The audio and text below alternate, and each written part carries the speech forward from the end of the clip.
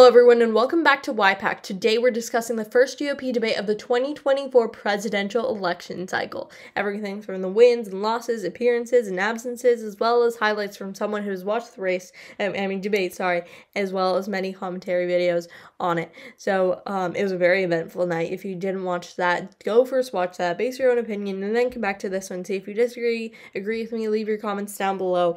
But just going off with a brief rundown of what I think were the wins and losses. Again, this is obviously opinion-based and subjective. Feel free to leave what you think down below, but I think that there wasn't a standout winner, in my opinion.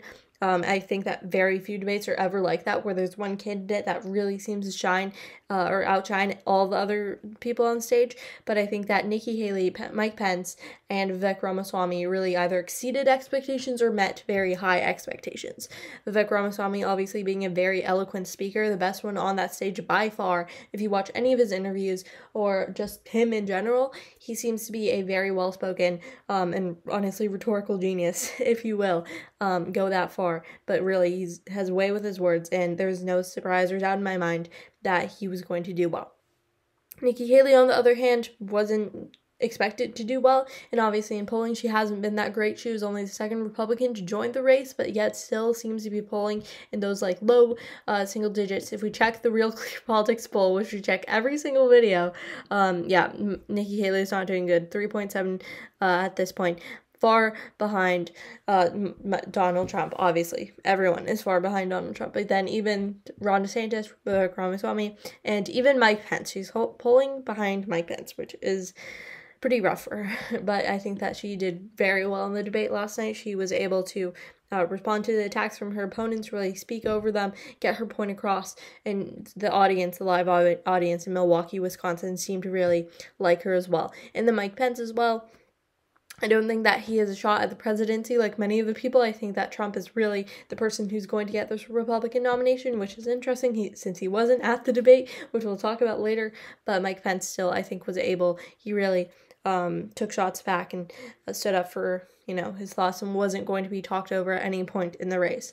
And then the people that underperformed, I think Tim Scott was somewhat of a disappointment, and someone who likes Tim Scott. I think that he's very electable in general. I think that he would make a good leader, but I think that he doesn't have that voice or passion in the way he speaks that really gets an audience riled up around his message. Because what I've been hearing a lot is that a great president is both a great leader and a great communicator, And Tim Scott doesn't seem to have that communicator aspect that really gets an audience to vote for you in the first place. For you to become a candidate and then a nominee, you need to have good rhetorical skills. And of course, he does have those to some extent to be on that debate stage in the first place. But to get past it and to get a nomination, obviously not in this presidential election, he's far behind in every single poll to even be considered. 3.1%, not polling well at all. In future presidential elections that he's probably looking at, he needs to, get that. But it's not like something that he can change that much, right? People like Barack Obama and Ronald Reagan are born with this type of skill that I think Vivek Ramaswamy as well also really does have.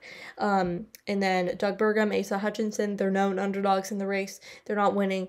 They spent the least time talking out of anyone. Mike Pence spent the most, which is also pretty surprising to me because Mike Pence seems to be a pretty submissive, if you will, man. He seems to stick to the sidelines, let other people talk, or at least that's what we have been seeing from him from 2017 to 2021 as Trump's sidekick, who is just this ultra-religious man who doesn't seem to spout his opinion that often, even though he's a politician.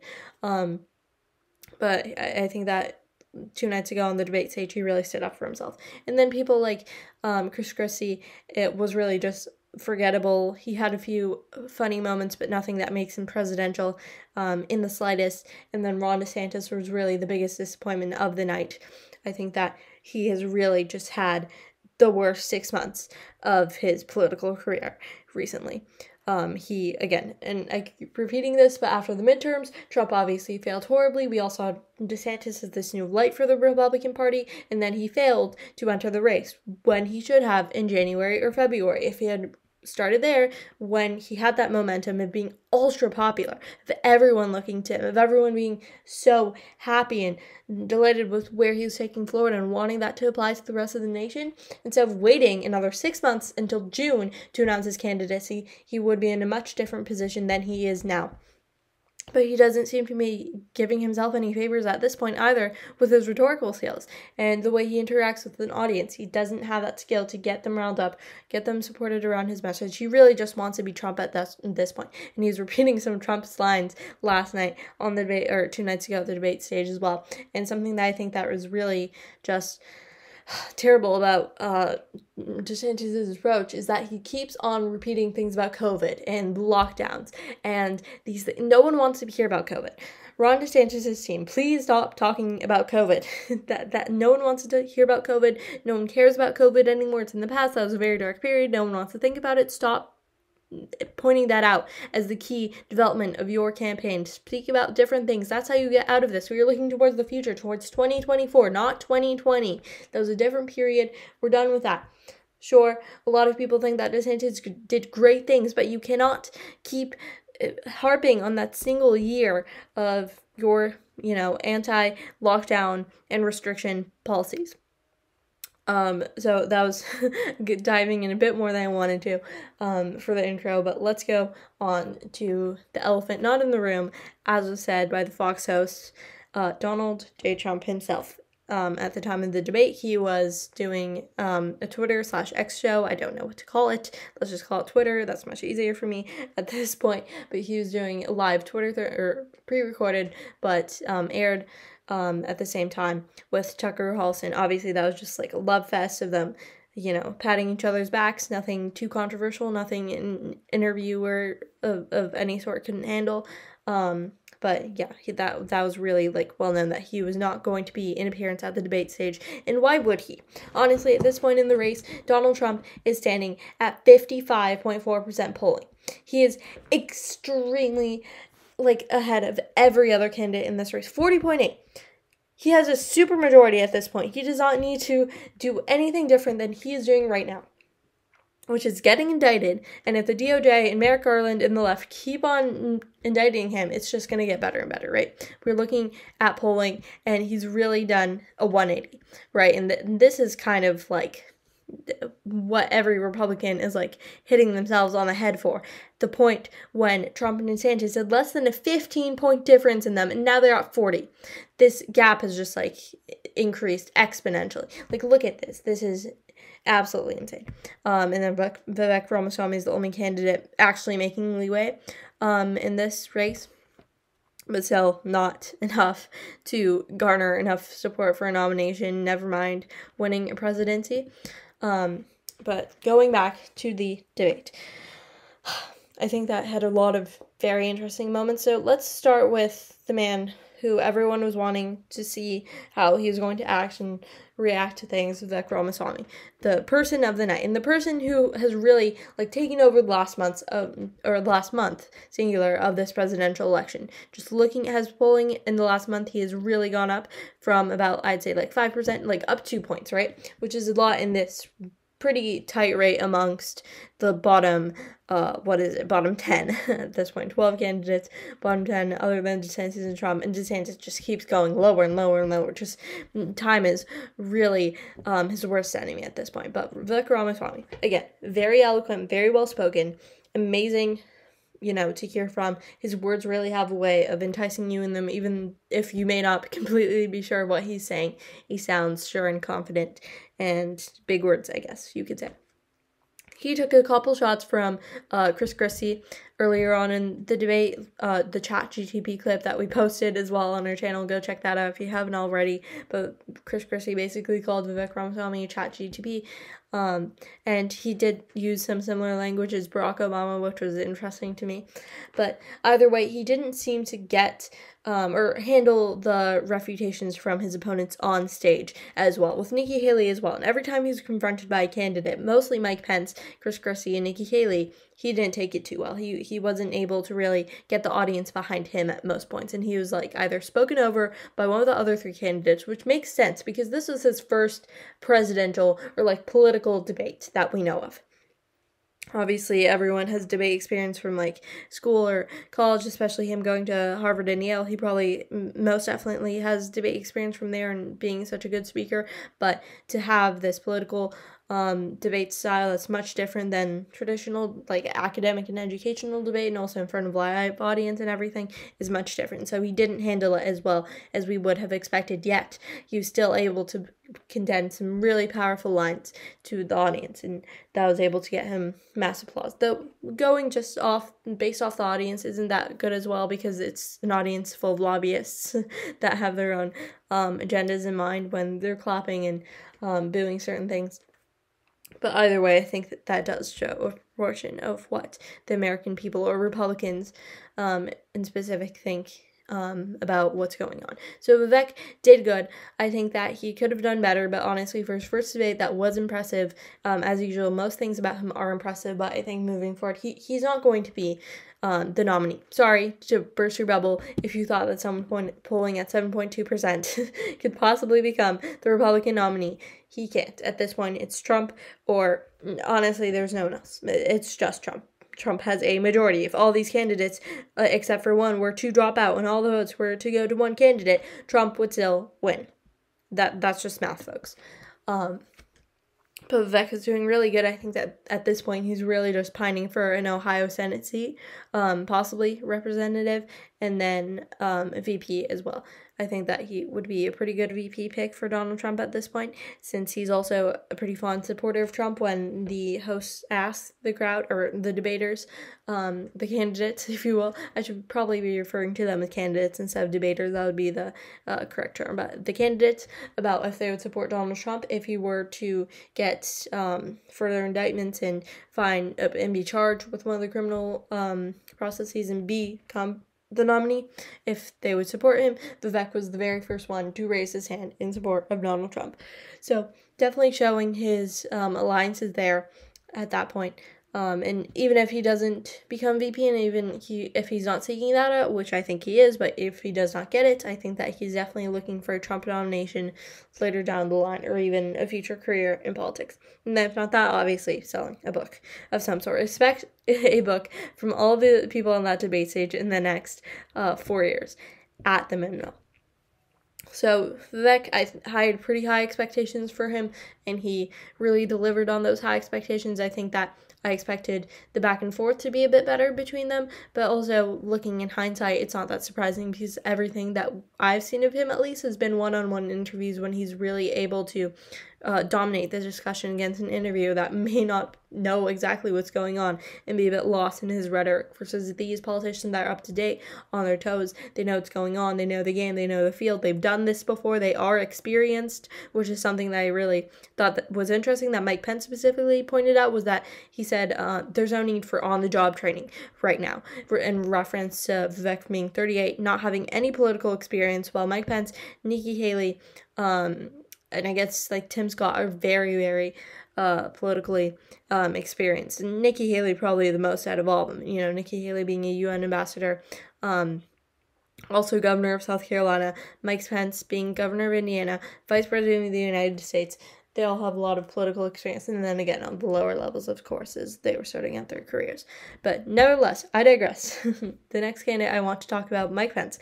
Speaking of the devil, he obviously got the most speaker time of any of the candidates on stage, which was surprising to me. Again, I didn't think that he would dominate the discussion that much, but he also fought back against the hosts as well, speaking over them at times, and he really seemed to be extremely serious about this race, where Vivek was smiling and having more fun with it. Obviously, maybe that's the youth in him, I don't know, but Pence was much more serious about it, and kept, one error that I find with the Pence team is that he just keeps speaking about good things that Trump did during his administration, not really pointing to a clear difference, other than, you know, you could say that, okay, they're both responsible for this, but the downside of Trump might be the indictments, the possible illegal activities, and January 6th and everything involving that, versus Pence, there are too many names here. Pence doesn't have all that baggage. He's doing much better on the morality front, but I guess he still holds claim to the same benefits of the Trump administration. But still, people aren't going to buy that. If you're going to tout the great effects of the Trump administration, they're going to look towards Trump. You can't claim that it was 100% you. Trump can't claim that was 100% him. It's the administration itself, all the people that go into making that work, as well as the spokespeople themselves, which are mostly Trump and sometimes DeSantis. But DeSantis can't hold a complete ownership over all the good things of the Trump administration, whether you think there are few or many or whatever it may be. He's really focusing and relying on Trump at this point, which isn't a good tactic for him. And looking at the polling, was it around 4%? He was polling at, 4%. Not going to become the nominee. I don't know why he's running at this point. He knows he'd be an idiot to think that he could possibly win. At this point, maybe a possible book. Maybe he just wants to put his face on the map again for running back in Indiana or some federal level positions, such as, though I think that Senate or House of Representatives would be very surprising for him. So maybe we just see him stepping out of politics altogether after this or running again in 2028. Who knows? But at this point, things do not seem to be looking good for Mike Pence, even though he was pretty good on the debate stage. Still, my expectations were honestly low to medium, but he definitely exceeded them. He is one of the best voices of the night, but still not enough to even possibly come close to Vivek or DeSantis, and absolutely never mind Trump. They're not even comparable. And then Nikki Haley, the last person who I really think did a good job last night was Nikki Haley. I think that she was very pragmatic in a lot of the things that she was saying. And one little tiff that she was having with Mike Pence was on the abortion case. She said that, okay, we can't have a federal ban on abortion because we need 60 Senate votes, which we do not have. So instead, we need to find compromise. She was being very pragmatic on Wednesday night. Wednesday. She was being very pragmatic, being like, we can't lie to the American people and say we are going to support a federal ban, because of course we support it, but we cannot deliver it. We need to talk about compromises that we can reach that are possible and tangible. But then Mike Pence said, you're already bowing down to the establishment and to the Democrats before even possibly taking office. What are you talking about? You need to come in with a strong idea and a strong foundation in mind, and then don't compromise before other people all even bring up the idea of compromise. And I thought that was really interesting. I think that she handled it well, and it was a good point for Pence to bring as well. Overall, it was really good from her point. She really confused me at one point because she brought up a Margaret Thatcher point about if you want to hear something about something, ask a man. If you want something done, ask a woman, or something along those lines. I don't know what audience that's supposed to appeal to, a Margaret Thatcher quote. That was quite random, but still good nonetheless. It got the audience riled up, mostly because I don't think that Margaret Thatcher is someone who they believe is leftist or anything, which she's not. She's conservative, but still, if she had said another name that is possibly more supported by the left, she would not get the same applause. And overall, being a pretty feminist, if you will quote, I was surprised that won over well with that audience. But nevertheless, she talked about she brought in a lot of things that only she, as a female, the only female on the stage, would be able to bring up, like abortion and the experience of adopting and this and that, which I don't think she's personally gone through, but that entire process and the female perspective on that, which is another thing that she has over anyone else in this race. 12 candidates who are running for the president of the United States, 12 major ones, obviously, or if you want to whittle it down to the 9 major ones, 8 of which were on the debate stage, 1 of which was on Twitter with Tucker Carlson. She's the only female, which brings in a completely unique perspective.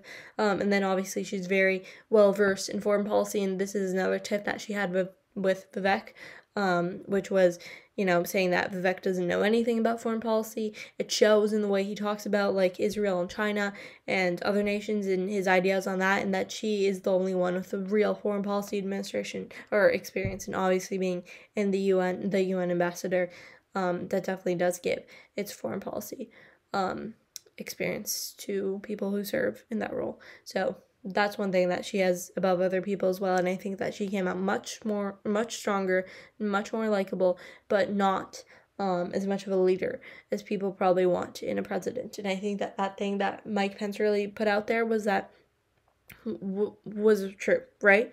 You want to inspire the base. You don't want to tell them that before winning office that you are already looking to compromise. No, you come in with an agenda and then you compromise. You don't get the base riled up by saying, hey, we don't have the number of votes. I'll just do the best I can.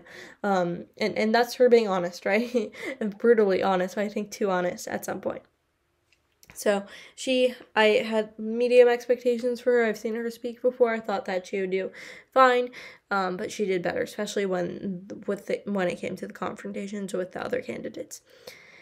Ron DeSantis, I just want to really finish off the main four with him, the main four important people, and then we'll get out the lesser ones in a few short minutes. So, Ron DeSantis, again, I already harped on him a lot. I spoke about him too much already, but he really absolutely is being destroyed in every way, shape, and form of the word. He's not doing himself any favors. He's doing absolutely terribly, and at this point, he should just drop out. He has taken a complete 180. If you had asked me 6 months ago who I thought would win this presidential election or presidential nomination, I would be very even between DeSantis and Trump. Even maybe in March still, or maybe even April, pushing it, but still. DeSantis was doing absolutely amazing for a candidate. When Trump is going against you, Trump who has this ultra cult-like almost, or even you may call it a cult, fan base that will do anything and everything and trust every single word that comes out of his mouth. When you are head-to-head basically with that type of candidate, and you fumble the ball this hard that you are behind so many people and doing absolutely terribly, just going down and down and down, and he didn't get that much time on stage. One reason was because other people weren't even confronting him, which was absolutely mind-boggling to me, that none of the other candidates seemed to argue with anything that he was saying. They didn't seem to care. He was just an outer person. No one is going to debate with Asa Hutchinson or Doug Burgum on anything. It's not a good use of their time. Ron DeSantis somehow got grouped into that. No one was responding to what he was saying. No one really cared about him. It's just oh yeah, you do your speech. You take your 2 minutes that you need to take for this question, then leave the rest to us, right? Leave the rest of the actual debating and attacking to Nikki Haley, Chris Christie, Mike Pence, and Vivek Ramaswamy. That was absolutely insane and a complete turn of events to what I would have thought even before Wednesday night. And obviously, 6 months ago, a year ago, absolutely different and contrary to what I was thinking. Again, he harps on Florida too much and on COVID and on lockdowns and masks and stop it. It's absolutely terrible for your campaign to constantly be talking about masks and mandates and COVID lockdowns. Stop. No one's talking about that anymore. No one cares about that anymore. And even the culture wars with the quote, and this is an air quote, transing of the kids and, the LGBTQ agenda and all of this is in air quotes and woke stuff. Even that is taking it a little too far, I think. Focus your debate in the things you say and your message on other things that are more important and appealing to the American people and that they can actually see an increase in quality of life because of. And something that I hated about the debate was that they asked about, this cultural war, this transing of the kids, LGBTQ wokeness as one of the topics, one of the question topics from Fox. They didn't talk about gun control. I don't think they talked about healthcare, but they did manage to bring in a culture wars dilemma. Again, dilemma in air quotes. That's so minuscule, that so little people are affected by, compared to abortion, definitely, and of course healthcare. Everyone in America is affected by the healthcare system, for the better or for the worse. I think for the vast majority, for the worse. So, DeSantis, he's dug himself a pit that I don't think he'll be able to dig himself out of. Next, Chris Christie. Obviously, he's the biggest joke candidate on the field. He's not going to win. Again, none of these candidates are going to win. I don't know why Chris Christie is running, obviously. First, as the anti-Trump lead, joining Asa Hutchinson a lot, but honestly at this point he's not doing well at all. He wasn't doing well to start out with. He's a joke again. It was interesting how much time he was getting on the stage though. I didn't expect for him to talk as long as he did. he seemed to really want to show people that he's a serious candidate, but no, still, no, not a serious candidate. He's been out of politics for a lot of years now and just comes back to go against Trump, who he previously supported. It's a very strange concept. And no one likes Chris Christie in that way. No one wants to say that the leader of their nation is Chris Christie. He doesn't hold the leadership, the rhetoric, any of those abilities. He's really a man from New Jersey. And that's all I have to say about him. Now, Tim Scott, again, Tim Scott talked a lot about stats. He kept on bringing things that are very, very pragmatic, but for some reason, well, I know why, because statistics aren't appealing. They aren't newsworthy, they aren't clickbaity, nothing like that. If you call someone ChatGPT and compare them to Barack Obama, that's much more appealing to listen to than someone rattling off statistics about the economy and the debt and the deficit and all this stuff, right? Tim Scott, again, is very electable. He seems to, in my opinion, appeal to the most amount of people. His speaking skills, for one, and then what he talks about, both the way he talks and what he talks about are flawed in some matter. And not even flawed. I think that 50 years ago he would have done well, but in today's climate where, first of all, attention spans are so low. Second of all, it's like ultra gossip and controversy and all this stuff. And then third, when you have such a polarized political climate, you need something else other than saying the economy is going to go, our GDP deficit, this, that. No, that's not going to work for you. So it honestly saddens me to see Tim Scott this low in the race at this point, but that's just the reality of going against someone like Trump. Last but not least, and I'm obviously going to group these two people together, Asa Hutchinson and Doug Burgum.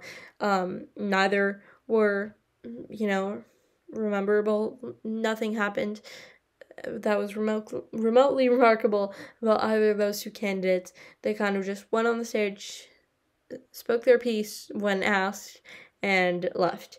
I hope Doug Burgum is doing well with the injury that he suffered on Wednesday. But other than that, those two candidates, just no chance whatsoever. Somewhat interesting ideas, but not going to make it at all in this race. Thank you for listening to another video by the Youth Political Activism Club, as we like to call it, YPAC.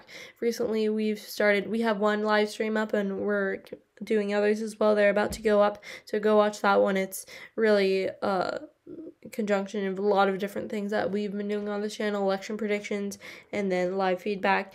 And then a lot of other things planned as well. So if you have any ideas for those that you want to see, comment down below. Also subscribe, turn on the notification bell, everything, so that you're alerted when we start a live stream, when uploads go up, because we are pretty current with our uploading schedule as it relates to the news and the media cycle as well.